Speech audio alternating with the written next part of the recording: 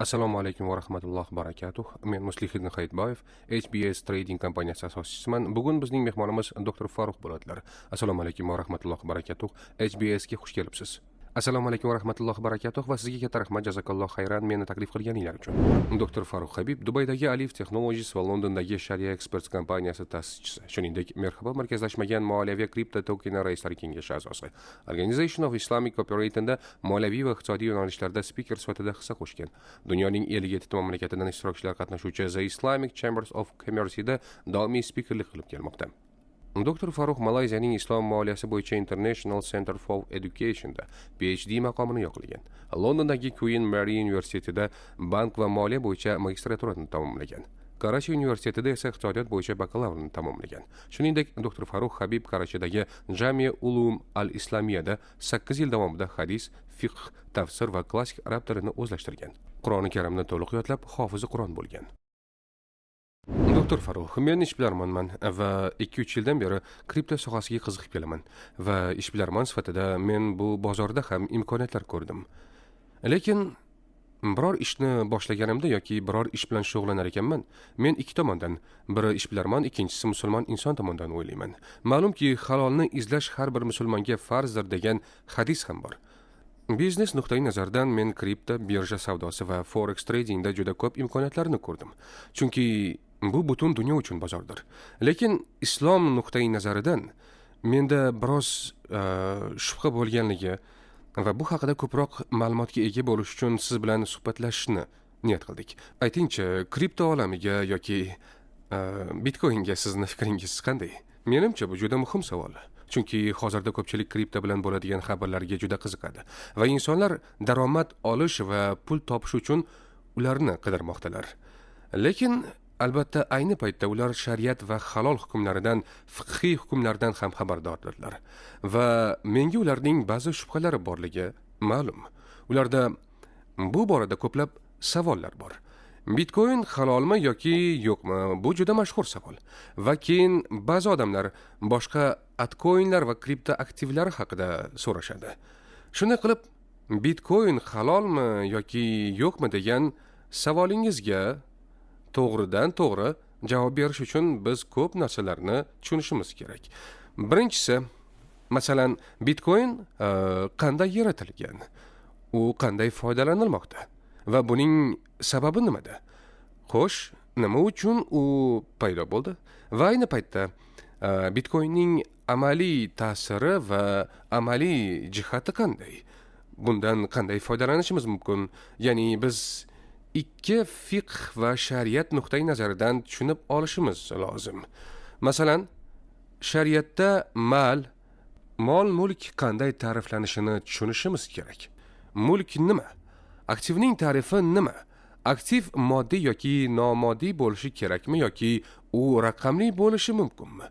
Yoki yana bir narsa. Bu aktivdan qanday foydalaniladi va u qanday muomalada bo'ladi? Misol uchun, biz Bitcoinni halol yoki harom tovar kabi gapiradigan bo'lsak, bu biz faqat Bitcoinni ko'rib chiqayotganimizni anglatadi. Bundan tashqari, u bilan qanday muomala qilishimiz haqida yana bir jihat bor. Biz uni sota olamizmi, sotib olamizmi yoki qazib mining qilib olamizmi? Shunday qilib, bu Bitcoin halolmi yoki yo'qmi degan ma'nodagi savollardir. Bir boshdan boshlash uchun keling, Bitcoin mulk yoki aktiv sifatida mos keladimi yoki yo'qmi, shuni bilib olaylik. Umumiy holatda aytiladigan bo'lsa, Bitcoin bu raqamli mulkdir. Bu ma'lum bir qiymatni ifodalaydi va uni bir tomondan boshqa tomonga o'tkazishi mumkin. Shariat nuqtai nazaridan mulk va molning ta'rifi arab tilida ma amilu ilayhi nas, odamlar unga ega bo'lishga moyil bo'lganlar. Demak, Imom Abu Hanifa, Imom Malik, Imom Ahmad ibn Hanbal va Imom Shofiy rahmatulloh kabi fuqaholarning bahslariga nazar tashlasak, ular fiqh maktabidan muhokama qildilar. Shariatda mulk nima, nima mulk emas, nima aktiv va nima aktiv emas. Demak, agar biz ushbu 4 ta fiqh mazhabi va ularning muhokamalarini jamlasak, mol yoki mulkning to'rtta asosiy xususiyati bo'lishi kerakligini bilib olamiz. Ha, shunday. Ha. Birinchisi, u tijorat qiymatiga ega bo'lishi kerak. Ya'ni odamlar buning narxini to'lashga tayyor bo'lishi kerak. Agar buning tijorat qiymati bo'lmasa, uni mulk sifatida belgilash mumkin emas. Masalan, cho'ldagi qum. Agar odamlar uni sotib olishni xohlamasalar, ular buning uchun pul to'lashga tayyor emaslar. Demak, unda tijorat qiymati yo'q. Va siz buni mulk deb hisoblay olmaysiz.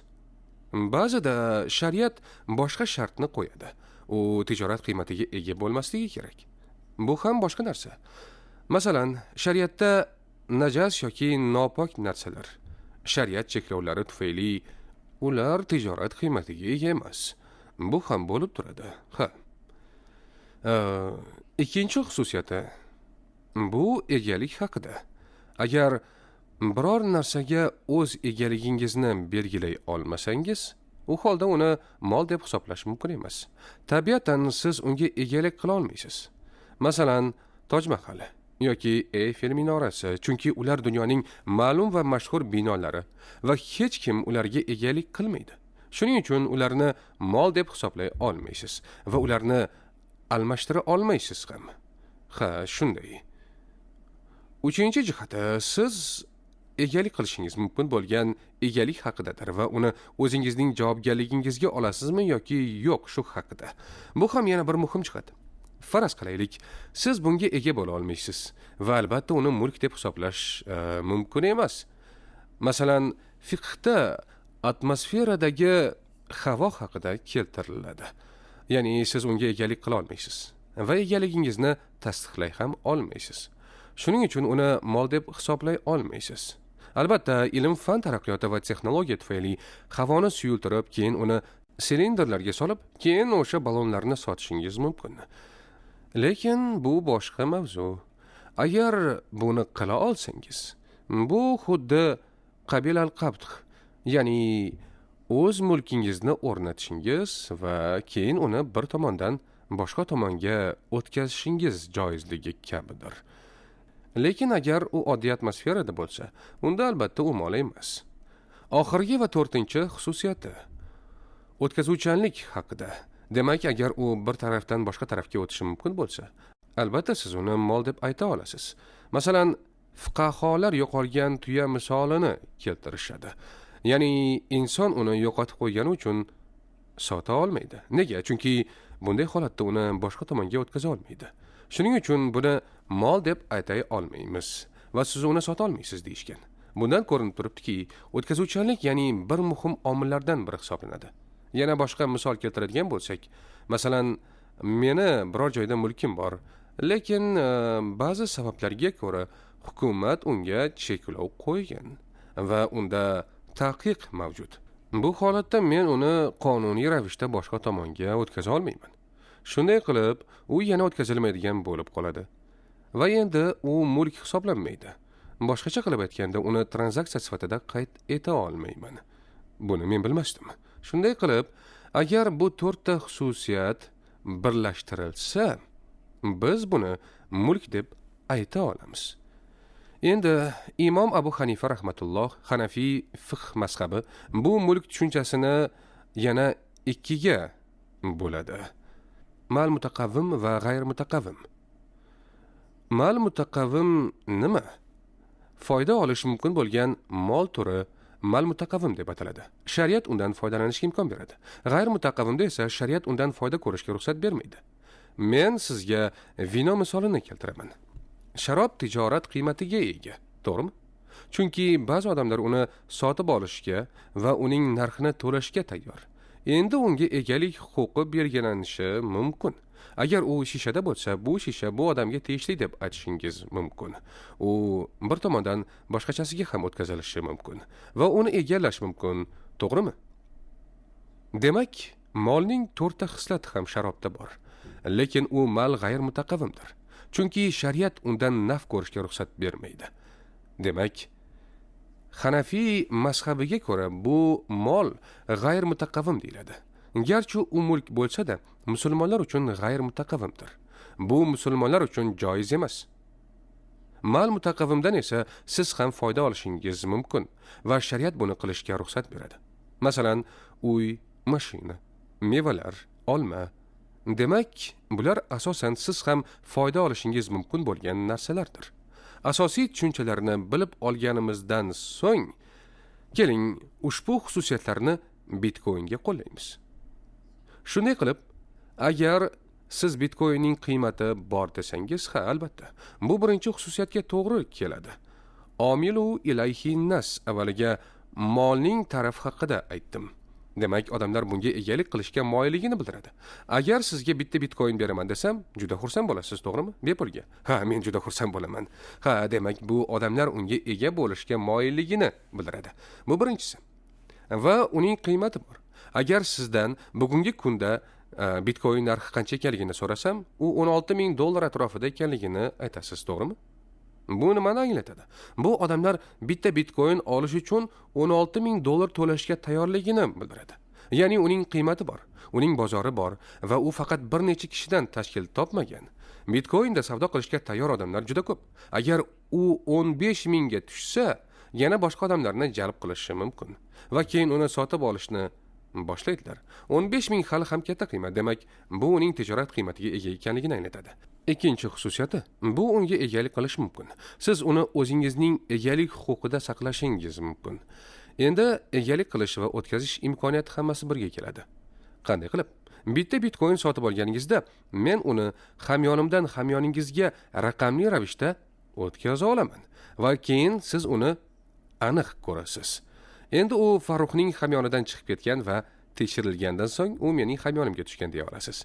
Endi keyingi masala, siz unga egalik qilishingiz mumkin va bu mening Bitcoinim deb aytishingiz mumkin. Bu Bitcoin faqatgina sizga tegishli. Siz uni raqamli hamyoningizda saqlashingiz mumkin. Demak, siz o'zingizning egalik huquqini o'rnatishingiz mumkin. Shunday qilib, mulk ta'rifi Bitcoin uchun amal qiladi. Endi keyingi savol. Bitcoin mal mutaqavvimmi yoki g'ayr mutaqavvimmi? Shariat undan foyda ko'rishga imkon beradimi yo yo'qmi? Ko'pincha g'ayr mutaqavvim harom bo'lgan narsadir yoki uning asosida harom omillar bor. Agar mol harom omillarga asoslanmagan bo'lsa, albatta undan foyda olishning imkoni bor. Men sizga vinoni misol keltirdim.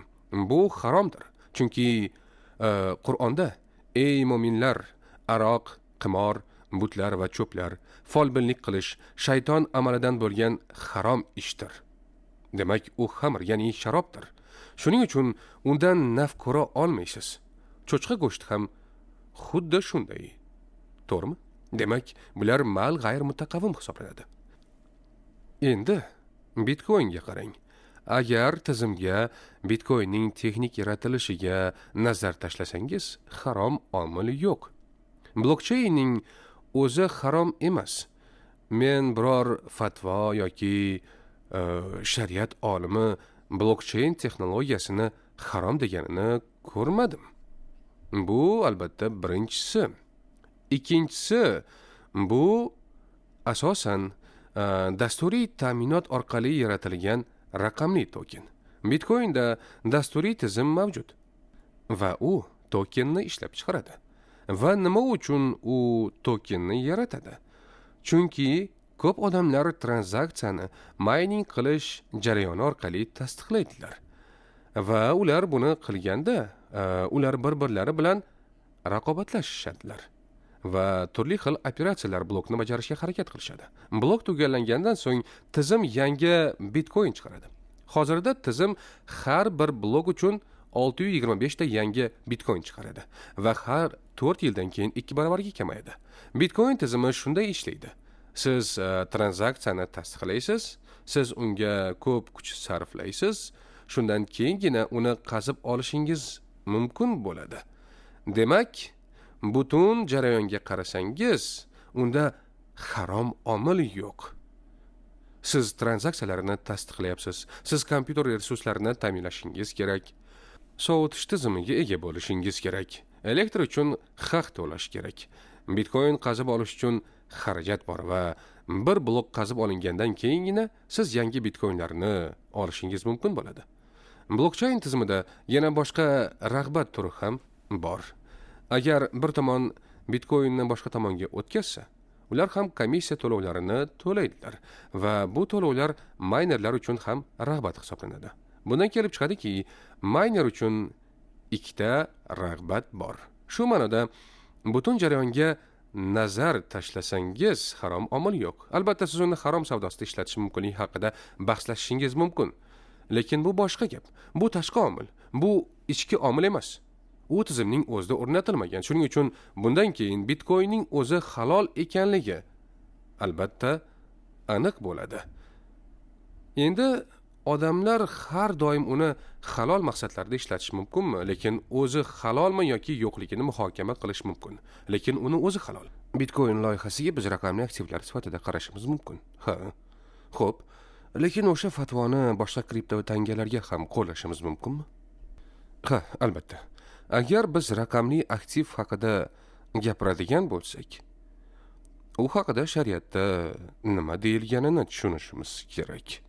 Men ba'zi fuqarolar va shariat olimlarining Bitcoin raqamli aktiv ekanligi haqida bahslashayotganini, biz uni ko'ra olmaymiz, biz unga tegmaymiz va shuning uchun u haromdir deyishayotganligiga guvoh bo'lganman. Lekin menimcha bu ta'rif to'g'ri emas. Chunki shariatda biror narsa bor va yo'q bo'lishi mumkin. Mavjud va mavjud bo'lmagan shay ma'dum, shay g'oyiru ma'dum degan tushuncha bor. Demak, agar biror narsa bo'lmasa, mavjud emas. Bu xayoliy, bu faqat sizning ongingizda. Biz uni xayoliy deb ataymiz. Ya'ni siz uni faqat ongingizda yaratasiz. Albatta, siz bu narsani sota olmaysiz. Lekin bu yerda vaziyat boshqacha. Chunki biz mavjud yoki mavjud bo'lmagan narsa haqida gapiryapmiz. Biz ham nomoddiy ham raqamli aktiv haqida gapiryapmiz. Shuning uchun shariat nomoddiy aktivlarni ham haqiqiy aktiv sifatida qabul qiladi. Men sizga misol keltiraman. Masalan, ijara shartnomasi. U asosan nomoddiy narsadir. Xizmatlar nomoddiydir. Agar mening uyim bor va men sizga ijaraga yashashingizga ruxsat bersam va buning uchun men sizdan har oy ijara haqqi sifatida biroz pul olaman va siz uni olgan uyingizga egalik qilmaysiz. Uyda yashash huquqini olasiz va yashash huquqiga ega bo'lasiz. Demak, bu foyda ham nomoddiydir. Shuning uchun boshqa tomondan qarasangiz, men bu foydani sizga sotyapman va siz bu foyda uchun menga haq to'layapsiz. Va bu foyda nomoddiydir. Yana bir misol keltiradigan bo'lsam, ulamolar mualliflik huquqi, IT intellektual mulk haqida ham muhokama qilishgan. Va bu IOFI standartlariga ko'ra bozor qiymatiga ega deb qabul qilingan. Shuningdek, shariat standartlariga muvofiq nomoddiy aktivlar, agar ular muvofiq bo'lsa, ular qabul qilinishi mumkin bo'lgan aktiv deb tan olinadi. Demak, bu yerda biz nomoddiy mulk haqida gapiryapmiz. Mavjud bo'lmagan mulk haqida emas. Bu meni ongimda emas, u blockchainda mavjud va siz uni ko'rishingiz va kuzatishingiz mumkin. U qanday va qachon yaratilgan va qancha qo'llardan o'tgan va endi bu Bitcoinga kim egalik qilgan? Uning to'liq tarixini blockchainda ko'rishingiz mumkin. Demak, Bitcoinni faqat mening fikrimcha, balki u raqamli mulk sifatida haqiqatdan mavjud va shariat hech qachon unga tegmasangiz, agar siz uni ko'rmasangiz, demak u to'g'ridan to'g'ri yo'q deb hisoblanadi deb aytmaydi. Nomoddiy aktivlar shariatda tan olinmoqda. Masalan, haq huquqlar, rights ham shariatda foyda kabi tan olingan albatta. Kriptoga eng avvalo uning holatiga qarashining ikki yo'li bor. Ba'zi shariat olimlari ularga aktiv nuqtai nazaridan qarashadi va uni raqamli aktiv deyishadi. Ba'zi shariat olimlari esa uni faqat valyuta deb bilishadi va ular buni kriptovalyutalar deb atashadi. Men esa birinchi fikrni qo'llab-quvvatlayman. Chunki kripto aktivlari nafaqat valyutalar.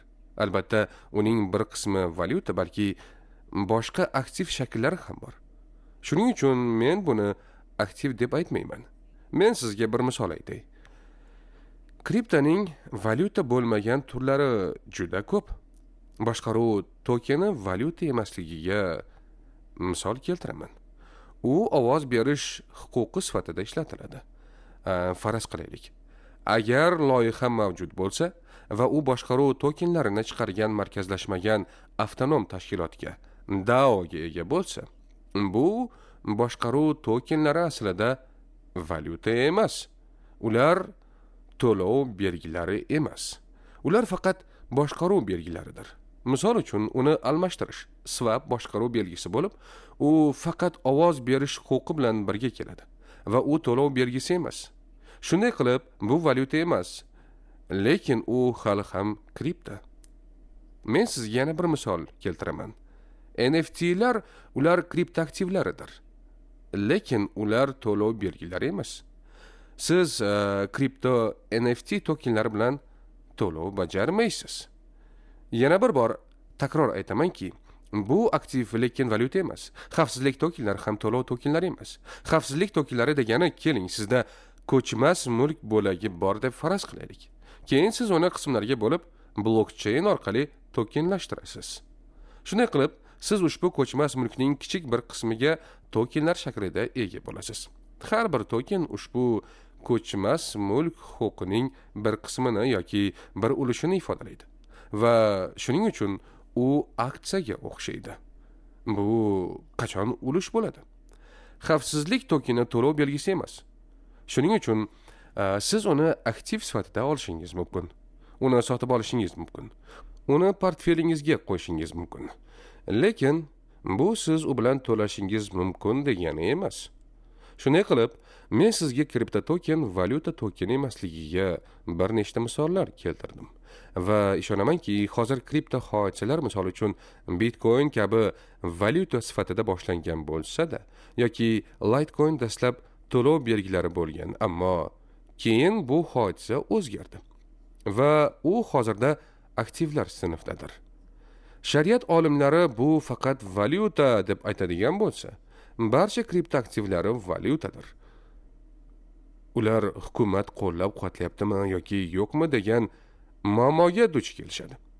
Ammo shunga qaramay, shariat bu yerda muammo ko'rmaydi. Chunki agar siz islom tarixiga nazar tashlasangiz, Majum al-Buldan, Futuh al-Buldan kabi islom tarixiy kitoblarini o'qigan bo'lsangiz, fiqh va shariat ulamolari hech qachon bu haqida chuqurroq gapirmagan. Valyuta nima? Uni qanday ishlatish kerakligi haqida chuqurroq muhokama qilinmagan.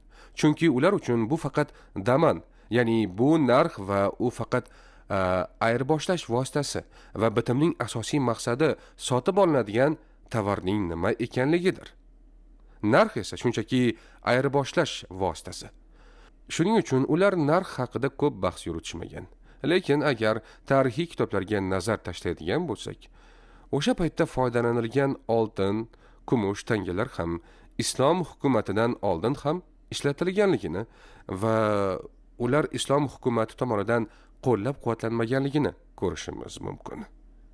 Ya'ni islom hukumati tilla tangalarini zaxira sifatida qo'llab-quvvatlamagan. Hatto payg'ambarimiz Muhammad sallallohu alayhi va sallam davrlarida ham, Abu Bakr Siddiq davrida ham, hatto xalifa Roshidun davrlarida ham hukumat tomonidan qo'llab-quvvatlanadigan tangalar chiqarilmagan. O'sha paytlarda oltin tamg'ali va kumush tamg'ali, ya'ni dinor deb atalgan tilla tangalar va rahim deb atalgan kumush tangalar bevosita islom hukumatidan bo'lmagan Vizantiya va boshqa Sassanid hukumatlari tomonidan chiqarilgan. Islom hukumatida chiqarilgan birinchi tanga Sulaymon ibn Abdulmalik davrida bo'lib, u birinchi bo'lib islomiy tanga chiqargan. Shuning uchun uning ustida biroz islom yozuvi bor va u oltinga asoslangan tanga edi. Undan oldin musulmonlar boshqa hukumatlar tomonidan chiqarilgan oltin tangalar yoki kumush tangalardan foydalanganlar va hatto o'sha tangalar boshqa muhrga ega bo'lgan va ba'zida turli xil rasmlar tasviri tushirilgan. Islom nuqtai nazaridan bu tasvirlar nojoiz bo'lgan bo'lsa ham, aholi ulardan foydalangan. Tarixni yana o'rganadigan bo'lsak, oltin va kumush tangalaridan boshqa ko'plab valyutalar ham bo'lgan va ular asosan fuluza sifatida tavsiflangan. Ular ba'zan mis, ba'zan temir tanga bo'lgan va ular hukumat tomonidan emas, balki turli jamoalar tomonidan ishlatilgan. Shuning uchun men shuni aytishim mumkinki, shariat nuqtai nazaridan valyutaning hukumat tomonidan qo'llab-quvvatlanishi hech qanday valyuta uchun asosiy shart emas. Albatta, jamiyatni firibgarlikdan himoya qilish, uning jamiyatga bo'lgan boshqa afzalliklari haqida gapiradigan bo'lsangiz, to'g'ri. Bizda qonuniy hukumat tomonidan qo'llab-quvvatlanadigan to'lov vositasi bo'lishi kerak.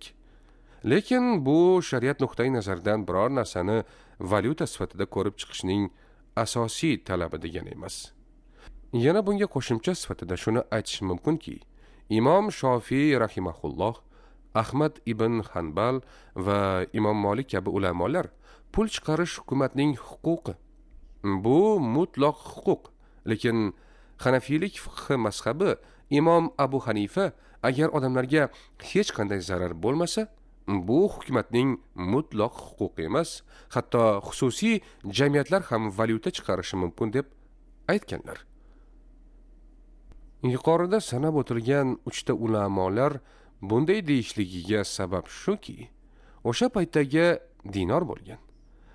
Muammo shundaki, agar xususiy shaxs yoki jismoniy shaxs buni chiqarsa, ular oltin miqdorini kamaytirishi mumkin va bu firibgarlik, to'lamachiliklarga sabab bo'lishi mumkin edi. Hattoki agar oltin miqdori kamaymasa ham, buni qilishga ruxsat berilmaydi. Chunki bu odamlar o'rtasida tushunmovchiliklar bo'lishiga, bozorga va oltin tanganing o'ziga ishonchni yo'qotilishiga olib keladi deyishgan. Lekin hozirgi holatimizda bunday emas. Chunki masalan bizda AQSh dollari, bizda Saudiya riyali yoki baad dirhami bor. Bitcoin yoki boshqa kripto loyihalar esa AQSh dollarini yaratmayapti. Ular boshqa valyutani chiqarishmoqda. Siz ularga ishonishni xohlaysizmi yoki yo'q? Ya'ni bu ularning fundamental holati yoki sizning fikringizga bog'liq. Ular butunlay boshqa turdagi valyuta va aktivlardir. Yuqorida aytilganidek, tarixda faqat hukumat valyutani chiqarishi mumkin. Aks holda chalkashlik bo'lishi mumkin edi. Lekin bu yerda hech qanday chalkashlik yo'q. Siz Bitcoin AQSh dollari yoki Saudiya riyalidan farq qilishini albatta keyin bilasiz. Men ishonamanki, Bitcoinni valyuta sifatida baholaydigan shariat olimlari uchun ham valyutaning hukumat tomonidan qo'llab-quvvatlanishi valyuta bo'lishi uchun asosiy shart emas. Demak, bu hammasi agar biz Bitcoinga bu valyuta deb qarasak, lekin Bitcoinga raqamli aktiv sifatida qarasak, unga boshqa fatvolar mavjud, to'g'rimi? Avval aytganimdek, kriptoaktivlarning har xil turlari bor. Ammo men uni birinchi navbatda soyabon terminologiyasi sifatida alohida sinfga ajrataman va Bitcoin aktiv sifatida kriptovalyuta sinfiga kiradi. Stable coinlar esa to'g'ri valyutalar. Shuning uchun men uni aktivlar deb ayta olmayman. Masalan, USDT, USDC va ba'zi algoritmik barqaror tangalar, ular hammasi valyutalardir. Chunki ularning yaratilishidan maqsad to'lov belgisiga aylantirishdir. Lekin albatta kriptolarning boshqa turlari, masalan, biror tovar bilan biriktirilgan utility va commodity tokenlar mavjud. Ulardan maxsus biriktirilgan huquqlar bo'lib, ularni sotib olib, siz belgilangan chegirma yoki boshqaruv huquqiga ega bo'lishingiz mumkin. Bundan tashqari, tovarlarga oltin kumushga zaxiralangan tokenlar, qimmatbaho metallar tokenlari, moliyaviy instrument tokenlari ham bor. Ular har xil turda bo'lishi mumkin. Misol uchun, sizda ko'chmas mulk bilan ta'minlangan tokenlar mavjud bo'lsa, ularni aksiya sifatida baholashimiz mumkin va ular qimmatli qog'ozlar kabidir. NFTlar ham tokenlarga misol bo'ladi. Islom shariati esa ularga turli burchaklardan qaraydi. Agar pul birligi sifatidagi kriptovalyuta bo'lsa, ularga valyuta almashinuv kabi Bayel sarf nuqtai nazaridan qarash kerak. Agar utility service tokenlar bo'lsa, ular ko'rsatayotgan xizmat shariatga mos keladimi yoki yo'qmi, foydasi nima ekanligini, agar tovar bilan ta'minlangan tokenlar bo'lsa, u holda bu tovar shariatga mos keladimi yo'qligini ko'rib chiqishimiz lozim. Men ham shaxsan shariatga umuman to'g'ri kelmaydigan servis tokenlarga ega bo'lgan loyihalarni ko'rdim. Agar siz uni servis token desangiz ham, lekin uning ortida turgan loyiha shariatga mos kelmasa, servis token ham shariatga mos kelmaydi. Bunga FTX ni misol qilib keltirsak bo'ladi. Shariat qoidalariga ko'ra, FTX nojoiz token edi. Chunki FTX birjasi dastavval derivativ almashinuv birjasi sifatida faoliyat yuritgan. Ya'ni ular aslida leveraj tokenlarini yaratish bilan shug'ullangan va asosiy biznesi futures, optionslar, swaplar kabi derivativlar edi. Shunday qilib loyiha shariatga mos kelmadi va ularning tokeni ham shariatga mos kelmagan edi. Siz hozirgina oltin va kumush haqida aytib o'tdingiz. Meni navbatdagi savolim shu bilan bog'liq edi. Chunki oltin va kumushning qiymati bor. Kriptovalyutalarnikichi? Men ko'plab islom iqtisodi va shariat ulamolari va islomiy moliya mutaxassisi bilan uzoq bahslashdim va men hech qachon aniq javob ola olmadim. Birinchidan, odamlar oltin, kumush kabilar islomiy pul birliklari bo'lmaganligini tushunishi kerak. To'g'ri, ular musulmonlar tomonidan foydalanilgan. Lekin bu ularni islomiy deb atashga sabab bo'la olmaydi. Keyinchalik shariat asosida faoliyat yuritadigan hukumatlar o'zlarining tangalarini chiqarishni boshlaganlar. Ammo lekin biroz o'tmishga qaraydigan bo'lsak, oltin va kumush tangalar islomdan oldin ham ishlatilgan. Shu sababli valyuta sifatida birinchi navbatda shuni aniqlab olishimiz kerakki, islomda har qanday halol jism, agar u mol va mutaqavvim va hokazo shartlarga to'g'ri keladigan bo'lsa, u to'lov vositasi sifatida qabul qilinishi mumkin. Misol uchun, musulmon ahli qadimda to'lov vositasi sifatida xurmodan, tuzdan foydalanishgan. Imom Shofiyga ko'ra, bu hadislarda aynan o'sha paytda ishlatilgan to'lov vositalar xurmo, tuzlar, oltin va kumush haqida bayon qilingan. Demak, men bu yerda aytmoqchi bo'lgan narsa birinchi navbatda oltin va kumush faqat islomiy valyutalar emas. Ular musulmonlar tomonidan ishlatilgan. Ammo bu islomiy degani emas. To'g'ri, ular halol, ayirboshlash uchun juda yaxshi vosita bo'lgan. Lekin ular islomdan oldin ham muomalada bo'lgan. Xuddi shunday bo'lgan. Ikkinchidan, oltinning qiymatini nima belgilab beradi? Bu meni islom iqtisodchilariga keltiradigan argumentimdan biri. Qachon ular bilan suhbat qurganimda, ularga shu savolni beraman. Oltin hozirgi kunda nima maqsadlarda foydalaniladi? Agar oltinning sanoatda foydalanish ulushiga nazar solsangiz, u atiga 10% ni tashkil qiladi. Oltinning 90% ayollar tomonidan bezak yoki zargarlik buyumlari sifatida yoki shunga o'xshash narsalarni bezash uchun ishlatiladi. Odamlar shunchaki oltinga ega bo'lishni afzal ko'radilar xolos. Ya'ni odamlar oltinga talabni yaratmoqdalar va uning aslida o'ziga xos qiymati yo'q. Albatta, uning foydali o'ziga xos bo'lgan xususiyatlari bor. Lekin odamlar shunchaki bozorda unga talab yaratishmoqda.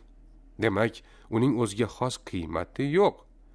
Agar siz uning iqtisodiy vazifalari ortiga qarasangiz, u juda kam.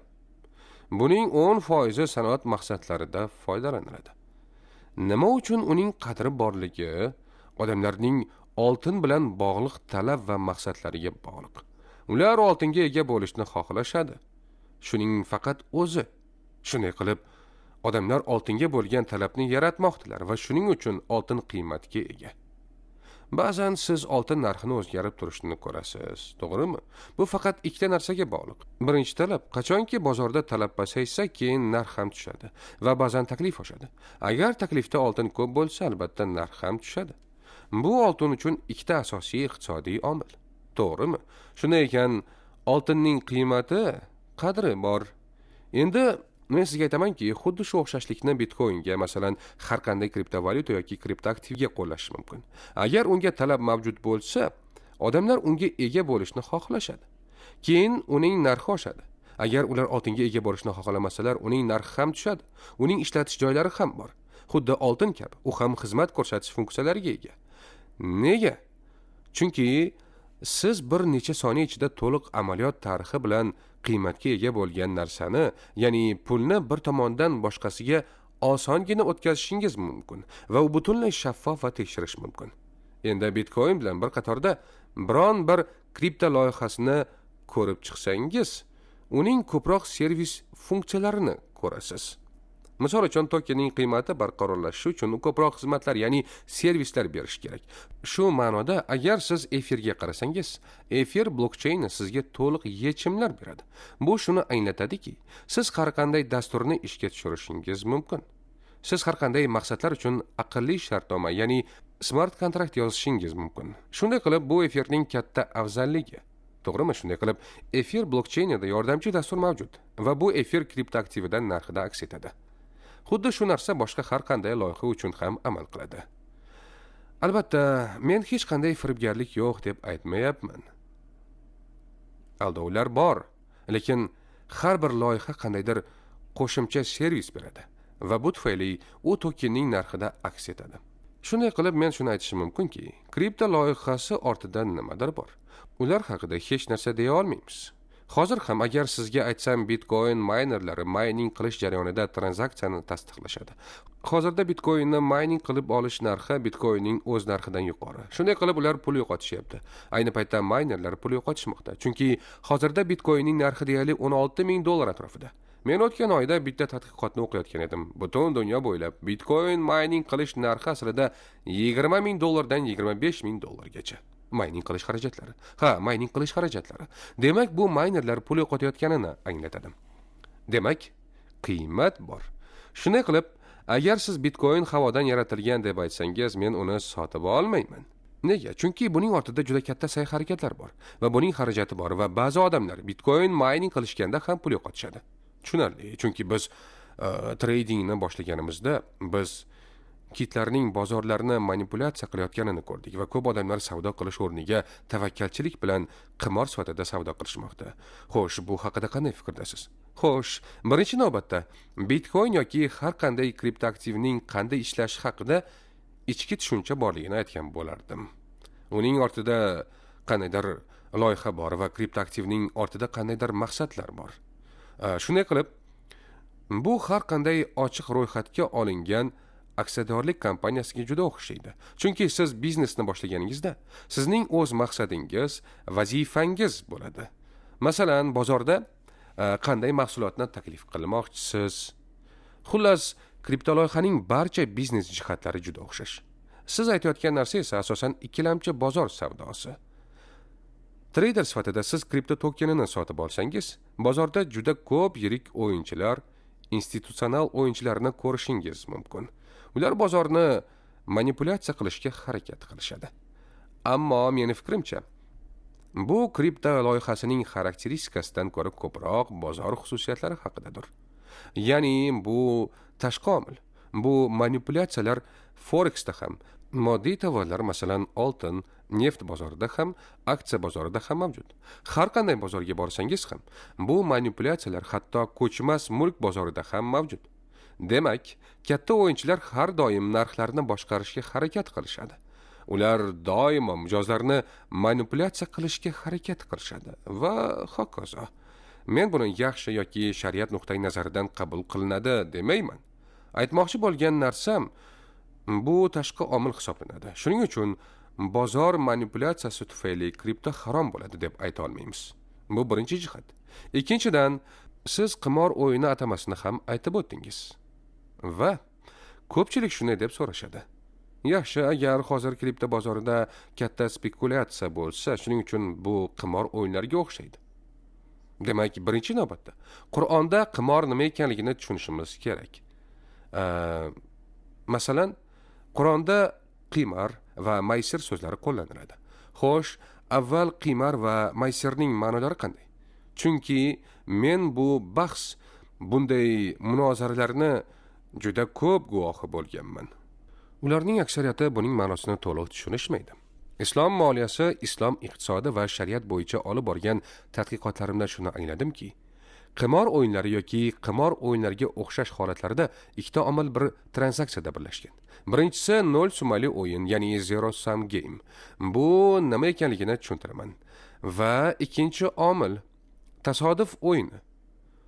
Shunday qilib, 0 summali o'yin degani bir tomon boshqa tomonga yutqazmasa, ikkinchi tomon g'alaba qozona olmaydi.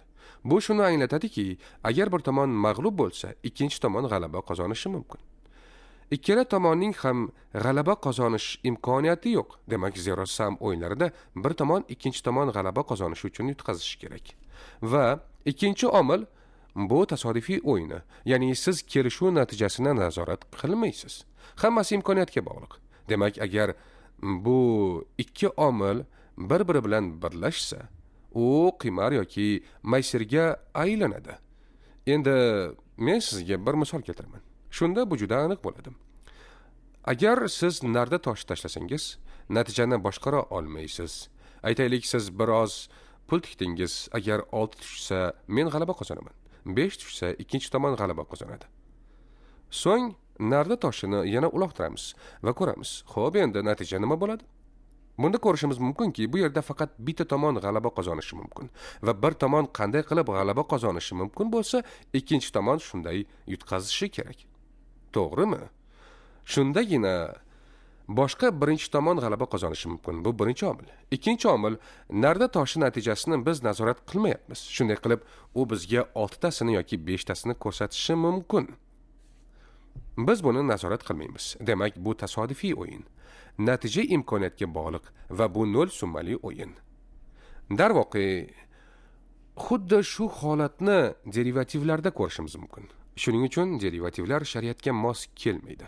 Chunki deylik, derivativlarda siz narx harakati bo'yicha pul tikasiz. Agar narx harakati sizning foydangizga kelsa, siz g'alaba qozonasiz. Agar u qarshi kelsa, siz yutqazasiz va ikkala tomon ham qimorlarda g'alaba qozona olmaydi. Demak, bu qimor. Agar men kriptoaktivning spot savdosi haqida gapiradigan bo'lsam, u holda uning narxini o'zgarishi qimor o'yiniga aylanmaydi. Albatta, narxlarning o'zgarishi bo'yicha qimor o'ynash usullari mavjud. Ammo oddiy qilib aytganda, agar men sizdan bitta bitcoin sotib olsam, 1 soniyadan keyin, 1 kundan keyin, 1 haftadan keyin yoki 1 oydan keyin bitcoin narxi ko'tariladi degan umidda men unga egalik qilaman. Men bitcoinning xavfini va javobgarligini o'z zimmasiga olaman. Undan kelajakda qandaydir foyda olaman deb umid qilaman. Aslida bu omil har bir biznes bitimida mavjud. Agar siz kiyim sotib olsangiz ham, meva sotib, uy mashina sotib olsangiz ham, xuddi shunday narsa sodir bo'ladi. Uni sotib olganingizda uning narxi ko'tariladi.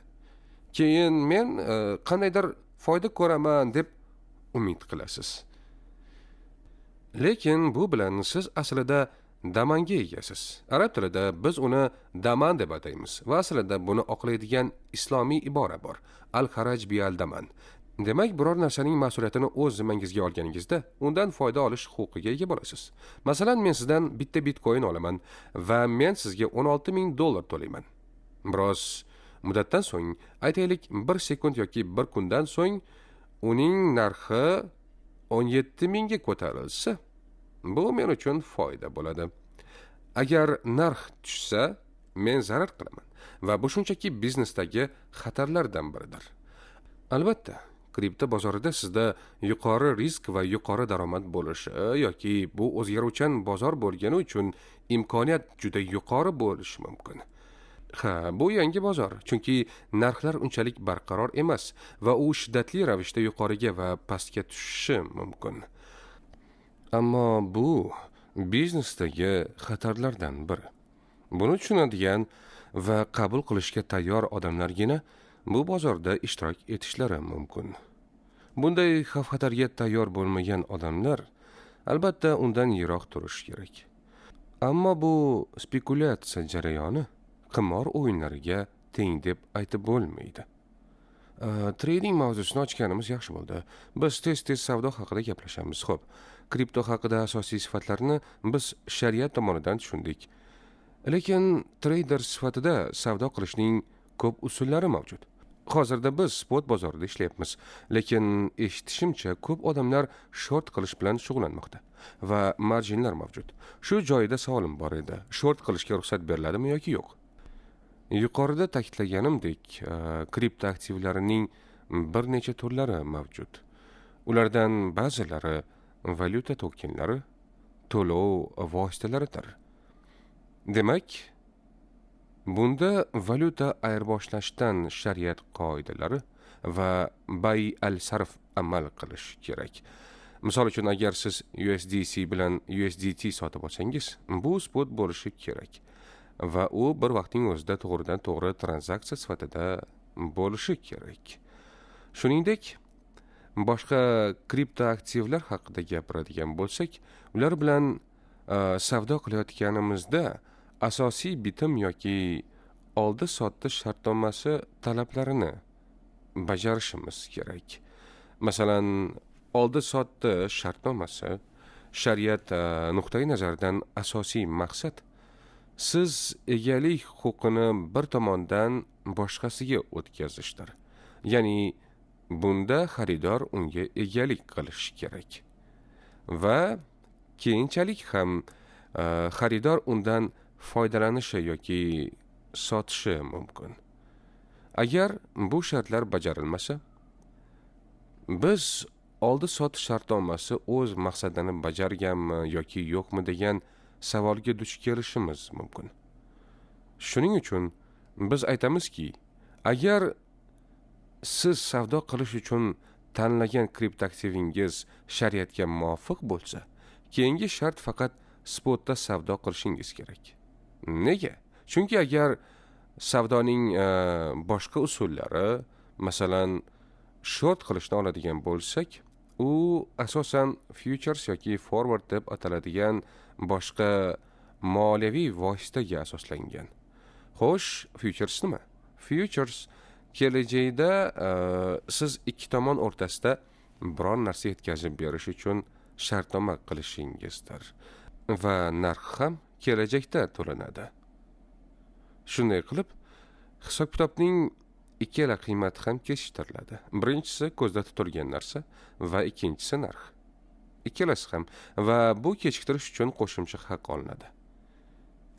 Keyingi nojoiz bo'lgan holat shuki, siz futureni sotib olganingizda siz aktivga ega bo'lishga qiziqmaysiz. Siz faqat bozor harakatiga pul tikishga qiziqasiz. Faraz qilaylik, narxlarning o'zgarishi sizning foydangizga harakat qilsa, siz foyda olasiz. Aks holda, siz albatta zarar ko'rasiz. Siz uni boshqa odamlarga ham sotishingiz mumkin. Kripto bozorida ular muddatsiz futureslar deb ataladi va unda short, long pozitsiyalar bo'lishi mumkin. Ularda tugash muddati yo'q. Bularni ko'rib chiqib, shunday xulosaga kelish mumkinki, ular savdo shartnomasi emas, chunki tranzaksiyaning ikkala qiymati ham kechiktirilgan. Ularda kelajakda yetkazib berishga va'da beriladi. Misol uchun, agarda siz Bitcoin futuresni sotib olsangiz, birinchidan bu Bitcoinning haqiqiy narxi kelajakda to'lanishini anglatadi va ikkinchidan esa Bitcoinning haqiqiy yetkazib berilish ham kelajakda sodir bo'ladi. Mana shu futures hisoblanadi. Ikkinchidan, siz Bitcoinga egalik qilish, yetkazib berish va narxni to'lashdan manfaatdor emassiz. Siz shunchaki futuresni boshqa tomonga sotmoqchisiz. Shunday qilib shariat to'g'ri kelmasligining sababi kontraktning ikkala qiymati ham kechiktiriladi. Shuning uchun bu oldi-sotdi shartnomasi emas. Ikkinchidan, siz aslida sotayotgan narsangiz va'daning o'zidir. Men sizga kelajakda sizga bu narxni to'layman deb va'da beraman va siz menga bitcoin yoki boshqa kriptoaktivlarni yetkazib berishingizni va'da qilasiz. Bu shartnoma emas, balki va'daning o'zi. Va keyin siz ushbu kelishuvni boshqa tomonga sotasiz. To'g'ri, bu juda murakkablashgan jarayon va shariat bu va'dani haqiqiy bitim predmeti deb hisoblamaydi, chunki uni boshqa tomonlarga sotish mumkin emas. Bu futureslar shariatga mos kelmasligining asosiy sababidir. Shuning uchun biz buni kriptolarda ham qila olmaymiz. Hattoki aksiyalar yoki tovar bozorlarida ham futures qilish joiz emas. Futuresdan tashqari boshqa turdagi hosilaviy instrumentlar bor. Masalan, optionlar ham shunga o'xshash bo'lib, ularda siz tovarni hozir xarid qilmaysiz, balki siz uni call va put usullari yordamida sotib olish yoki sotish huquqini sotib olasiz. Ular sizga faqat shu huquqlarni beradi. Siz aslida tovarni sotib olmaysiz, lekin siz ushbu tovarni sotib olish yoki kelajakda bu tovarni sotish huquqini sotib olasiz. Shunday qilib, shariat nuqtai nazaridan savdo uchun mavzu bo'la olmaydi, chunki bu shunchaki sotib olish huquqi va hozir siz ushbu tranzaksiyani amalga oshirayotganingizda siz shunchaki bu huquqni sotib olasiz va buning uchun narxni to'laysiz. Bu botil savdo bo'lgani uchun endi siz bozorga chiqib uni boshqa tomonga sota olmaysiz. Bundan tashqari, kripto savdosi bilan shug'ullanishning boshqa usullari ham bor. Masalan, ba'zi odamlar margin savdosiga o'xshash leverage savdosini amalga oshiradilar. Bu savdo turiga ribo, ya'ni foiz aralashgan bo'lib, u xuddi bank beradigan kreditga o'xshaydi. Siz kredit olasiz va shundan keyingina siz birjadan yoki ushbu margin savdosi predmetini taklif qiladigan har qanday tashkilotdan kredit olayotganda predmetni boshqa tomonlarga sotasiz va u sizdan foizni oladi. Ba'zan u sizdan foizlarni undirmaydi. Agar u foizlarni oladigan bo'lsa, demak u sizning talablariga javob bera olmasligingizni ko'rsatadi. Chunki dastlab siz quyidagilarni bajarasiz. Aytaylik, sizda faqat bitta bitcoin bor, lekin siz 5 bitcoinga ega bo'lishni xohlaysiz.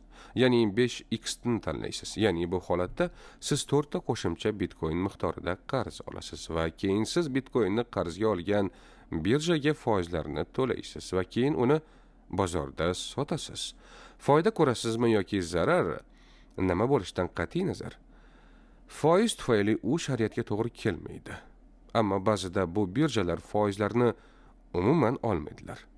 Bu shariatga mos keladimi? Yo'q. Nega? Chunki muammo shundaki, u turdagi kreditlar cheklanganlik xususiyatiga ega. Siz ushbu qarzni platformadan olishingiz mumkin emas va olgan qarzingizni naqd pul ko'rinishida chiqazib ola olmaysiz. Masalan, agar siz ushbu kreditni Binance platformasidan olgan bo'lsangiz, bu sizning hamyoningizga 5 ta bitcoinni soladi degani emas. Keyin siz ushbu 5 ta bitcoinni Binancedan boshqa yerga, ya'ni biz buni birja yoki boshqa platforma deb ataymiz, ko'chira olmaysiz, chunki bu cheklangan kredit. Va Binance sizdan foizlarni undirmasa ham, aslida undan bilvosita foyda ko'radi. Chunki bu Binance uchun hajmlarni yaratadi va bu usul boshqa birjalarda ham bor. Shuning uchun kripto birjasi aslida bilvosita ushbu kreditdan foyda ko'radi. Ya'ni kullu kardin jarri nafan fahuva riba.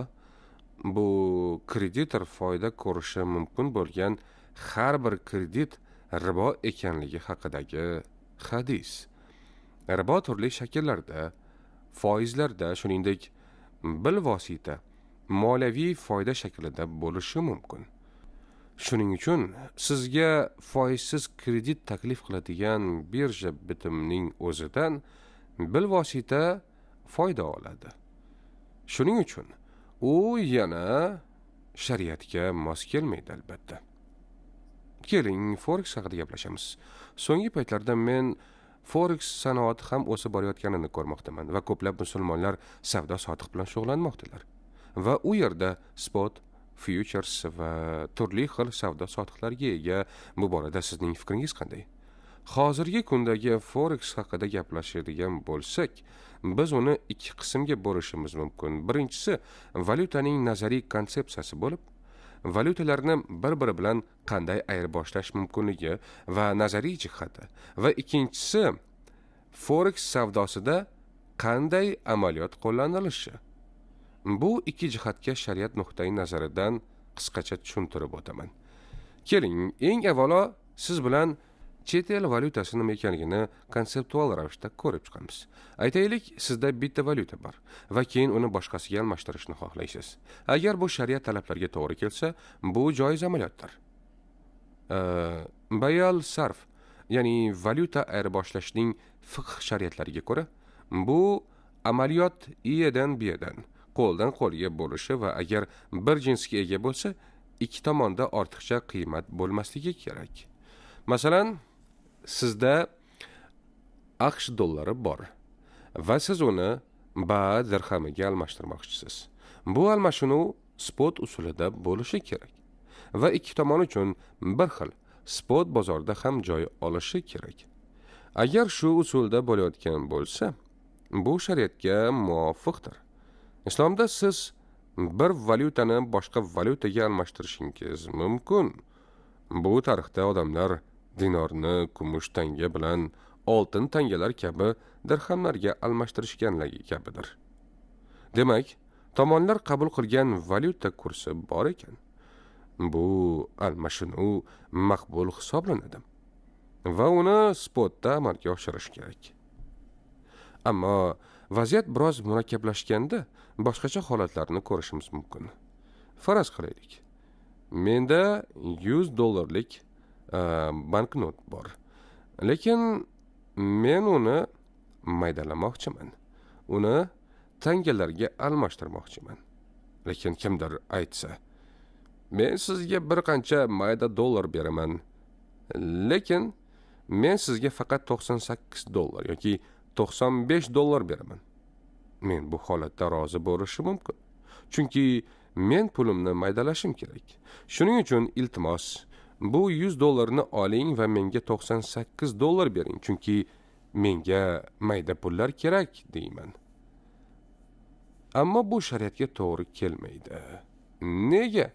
Chunki mendan olgan qo'shimcha 2 dollar ribo foizga aylanadi.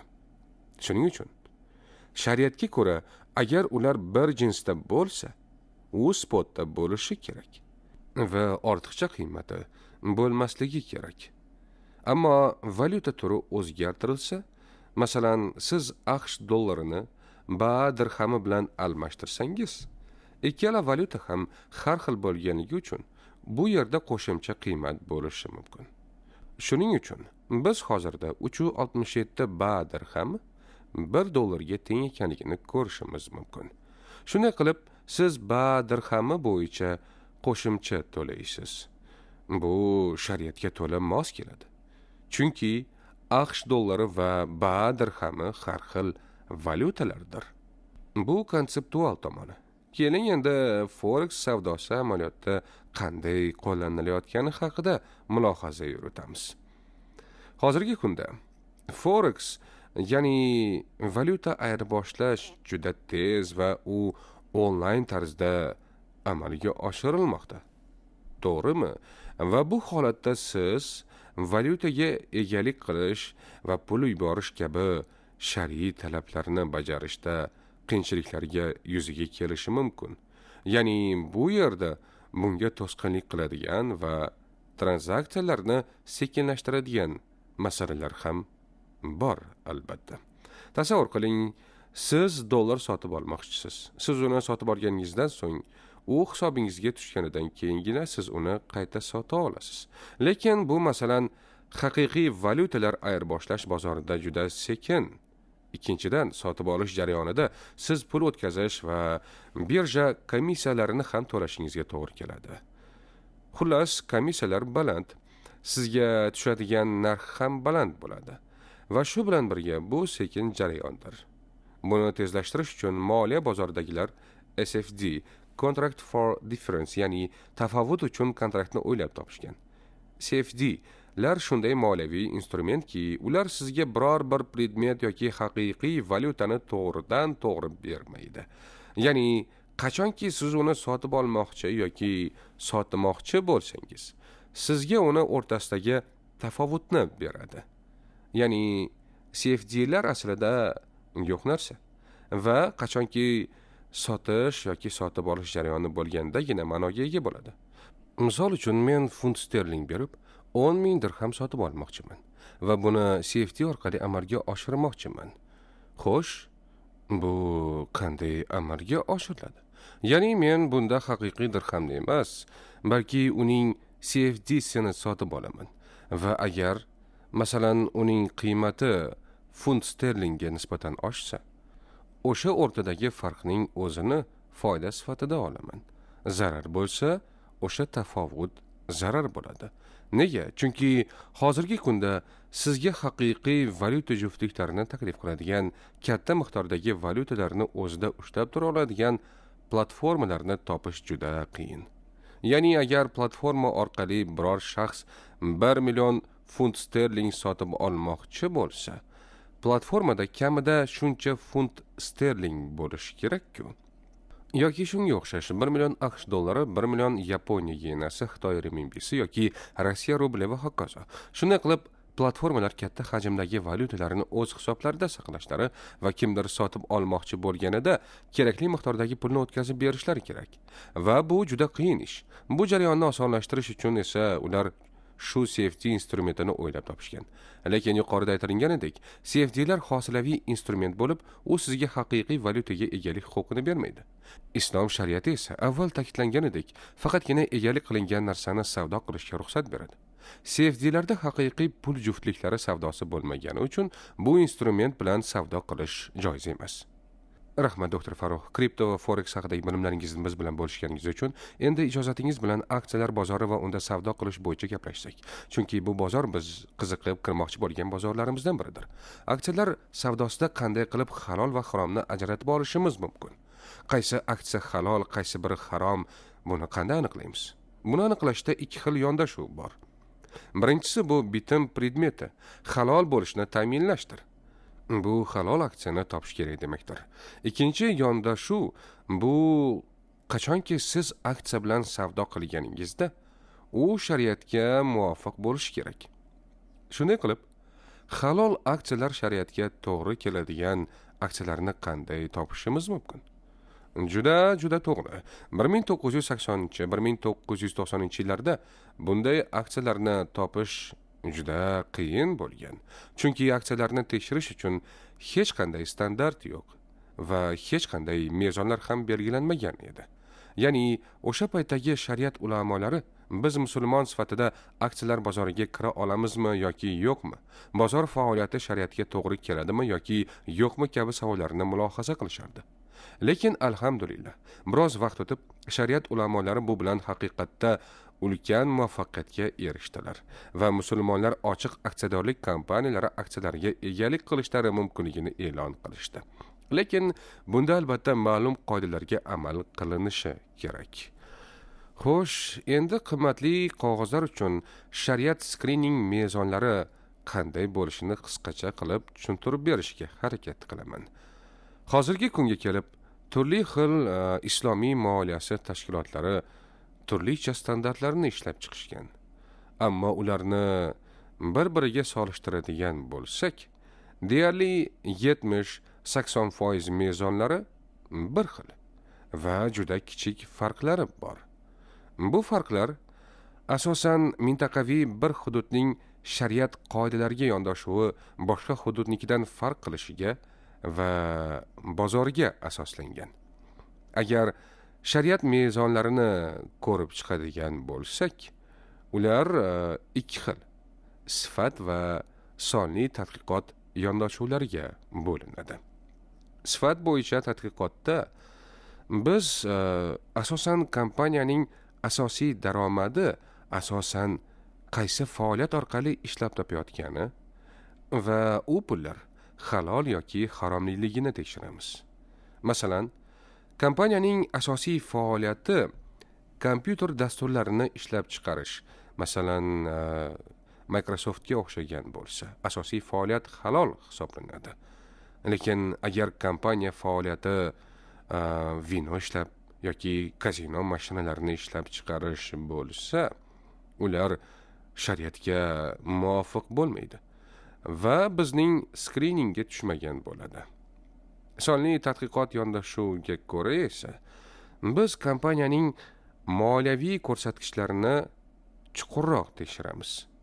Ya'ni bunda biz kompaniyaning buxgalteriya balansi va moliyaviy hisobotlaridan mezonda talab qilinadigan summalarni olib, ular yordamida moliyaviy nisbatlarni hisoblaymiz. Undan chiqadigan natijalarni esa mezondagi ko'rsatkichlar bilan taqqoslab, joiz yoki joiz emasligini bilib olamiz. Misol uchun, kompaniyaning foizli daromadlari u jami daromadning qancha ulushini tashkil etadi? Faraz qiling, supermarketda aroq yoki cho'chqa go'shti sotiladi. Ulardan keladigan daromad supermarket jami daromadining qancha qismini tashkil etadi? Yoki bo'lmasam, kompaniyaning foizli qarzlari. Shu va shu kabi ko'rsatkichlar shariat skrining mezonlaridagi ko'rsatkichlarga to'g'ri kelishi kerak. Shunday qilib, biz kompaniya asosiy faoliyati halolligi, koeffitsentlari esa skrining mezonlariga to'la to'kis to'g'ri ekanligini aniqlaganimizdan so'ng, o'sha kompaniya aksiya sotib olish joiz yoki joiz emasligini ayta olamiz. Endi ikkinchi yondashuv aksiyalarda qay yo'l bilan savdo qilishni aniqlash. Bunda biz spot, ya'ni haqiqiy aksiyaga ega bo'lgan holda savdoni amalga oshirishimiz mumkin. Bundan tashqari, valyutalardan farqli ravishda biz aksiyalarni kechiktirilgan to'lov bilan sotib olishimiz mumkin. Bunda aksiya uchun to'liq to'lov qilinadi. Yetkazib berish esa keyinroq amalga oshiriladi. Bu shariatda bayus salam deb ataladi. Qo'shimcha ravishda aksiyalar bilan sotib olish yoki hozir sotib olib, keyin to'lash usullari ham mavjud. Masalan, agar hozir aksiya sotib olishga pulingiz bo'lmasa, unga qismlarga bo'lib to'lashingiz mumkin. Lekin bunda albatta kechiktirilganligi uchun qo'shimcha foiz ustamalari bo'lmasligi kerak. Bundan tashqari, yuqorida aytib o'tganimdek, fond bozorining boshqa talablarini qondirish uchun yaratilgan boshqa moliyaviy instrumentlar ham bor. Ularning aksariyati shariat talablariga mos kelmaydi. Ularning savdosi bilan shug'ullanmasligimiz lozim. Bunga misol keltiradigan bo'lsak, moliyaviy derivativlar. Derivativlar hosilaviy instrumentlar bo'lib, ularning option, futures, forwards kabi turlari bor. Demak, agar kompaniya aksiyasi shariat mezoniga ko'ra halol deb topilgan bo'lsa ham, biz uning futures yoki optionini sotib ola olmaymiz. Chunki bu instrumentlar asli mavjud bo'lmagan hosilaviy instrumentlardir. Hozirgi kunda aksiya sotib olishning juda ko'p usullari mavjud. Masalan, agar siz brokerlik kompaniya talablariga javob beradigan bo'lsangiz, akkauntingizni ulagan kerak aksiya birjasiga ulagan holda to'g'ridan to'g'ri broker orqali sotib olishingiz mumkin. Bundan tashqari aksiyalarni onlayn savdo orqali ham sotib olishingiz mumkin. Lekin bunda juda ehtiyot bo'lish lozim. Chunki ba'zi onlayn brokerlar haqiqiy aksiyalarni sotib olishni emas, balki CFD'larni taklif qiladi. Ya'ni brokerda haqiqiy aksiya bo'lmagani uchun siz faqat CFD bilan savdo qilishga majbur bo'lasiz. CFD'lar bilan savdo qilish esa yuqorida ta'kidlanganidek joiz emas. Quvonarli tomoni, hozirda biz musulmonlar uchun vaziyat ancha osonlashmoqda. Chunki dunyo bo'ylab juda ko'plab shariat screening kompaniyalar bizga aksiyani shariat standartlari bo'yicha tekshirish xizmatini taqdim qilmoqda. Hattoki hozirgi kunda yirik fond birjalarida ham shariatga mos kompaniyalarning aksiyalari ro'yxati bor. Masalan, ba'da Malayziyada screening mezonlariga to'g'ri keladigan Dow Jones, S&P islomiy birja indekslari mavjud.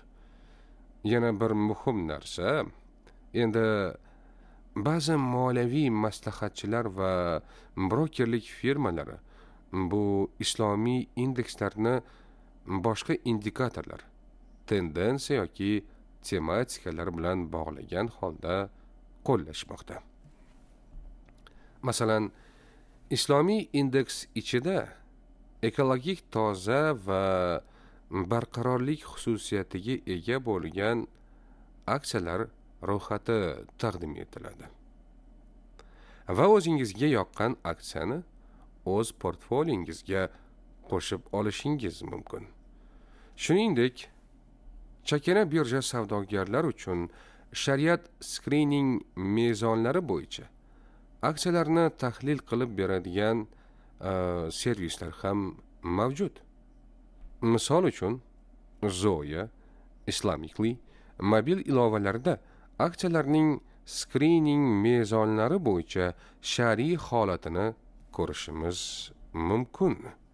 Islamicallyda shuningdek Buyuk Britaniya, Kanada va shu kabi boshqa rivojlangan davlatlar aksiyalari haqida ham shar'iy hukmlar mavjud. Lekin meni fikrimcha, bu xizmatni endi rivojlanayotgan davlatlar bozorlari uchun ham qo'llash maqsadiga muvofiq bo'lar edi. Men ta'kidlamoqchi bo'lgan yana bir omil bor va bu birja savdosida ham juda muhim.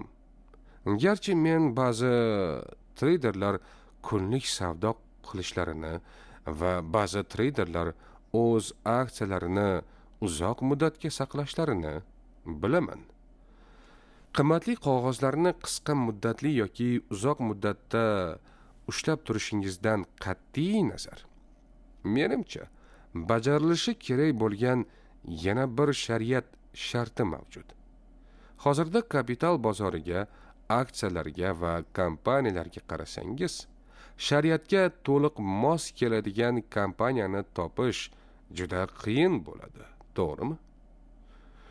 Bu shuni anglatadiki, ularning aksariyati yoki kompaniyalarning aksariyati aralash faoliyat bilan shug'ullanadi. Xullas, biz kompaniyaning asosiy ishi shariatga muvofiq ekanini osongina bilib olamiz. Lekin foizli qarzi bo'lmagan kompaniyani ko'rish juda qiyin. To'g'rimi? Shunday qilib, ular ushbu qarz bo'yicha foizlarni to'lashda ishtirok etadilar. Ba'zan ularning bankda omonat hisob varag'i yoki depozit hisob varag'i ham bo'ladi va ular bundan foiz olishadi. Ya'ni bulardan xoli bo'lgan kompaniyani topishni deyarli imkoni yo'q. Ya'ni ular shariatda nojoiz bo'lgan ishlarga aralashsa-da, aksiyalari baribir haloligicha qolishi mumkin. Ammo musulmon sifatida siz ham aksiyador sifatida ovozingizni ko'tarish majburiyatiga egasiz va chunki siz o'sha kompaniyaning fraksional aksiyalariga ega bo'lsangiz ham, siz o'sha kompaniyaning aksiyadoriga aylanasiz va uning bir qismiga egalik qilasiz.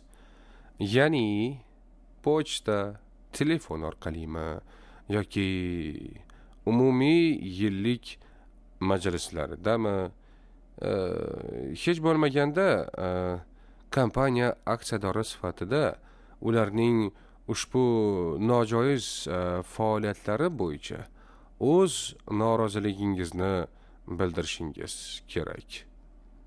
Garchi skrining mezonlari bo'yicha aksiya halol deb hisoblansa-da, bunday harom amallarga qarshi o'z fikringiz bo'lishiga harakat qiling. Ha, shunday. Va yana bir narsani ta'kidlamoqchiman.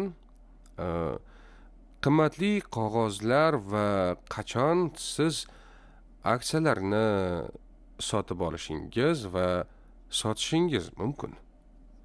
Hozirgi kunda hisob-kitob va ro'yxatga olish 1 kun, 2 kun yoki 3 kun ichida yakunlanadi. Biz uni T+1, T+2 va T+3 deb ataymiz. Ba'zi birjalar T+0 ni ham taklif qilishadi. Ya'ni uni bir zumda hal qilish mumkin. Aksariyat aksiyalar ular buni 1 kun, 2 yoki 3 kun ichida qilishadi.